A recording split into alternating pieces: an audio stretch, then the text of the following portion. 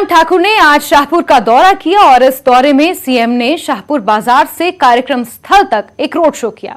Road show में CM के साथ कैबिनेट मंत्री सुरवीन चौधरी और कांगड़ा के साथ भटियाट के विधायक मौजूद रहे।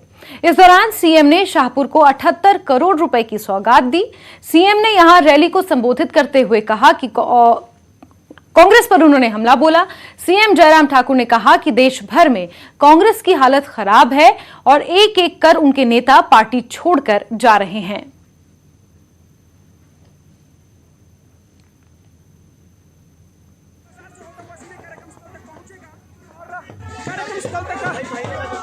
मैं देख रहा हूं कि अच्छा उत्साह है और लोग इस बात को महसूस कर रहे हैं कि कोविड के संकट के बावजूद भी हिमाचल प्रदेश के हर क्षेत्र में विकास हुआ, सर्वांगीण विकास, सर्वत्र विकास।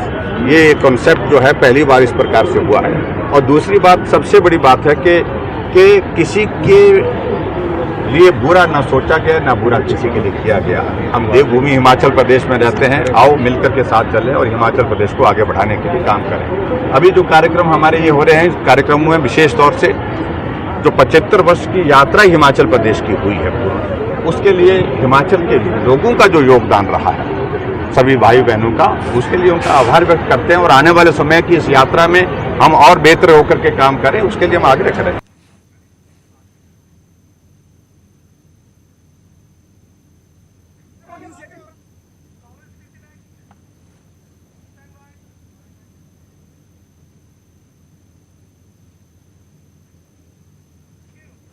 वहीं शिमला पहुंचे कांग्रेस प्रवक्ता अभय दुबे ने महंगाई को लेकर बीजेपी सरकार पर हमला बोला। अभय दुबे ने यहां दिल्ली में होने वाली रैली में आने के लिए लोगों से अपील भी की।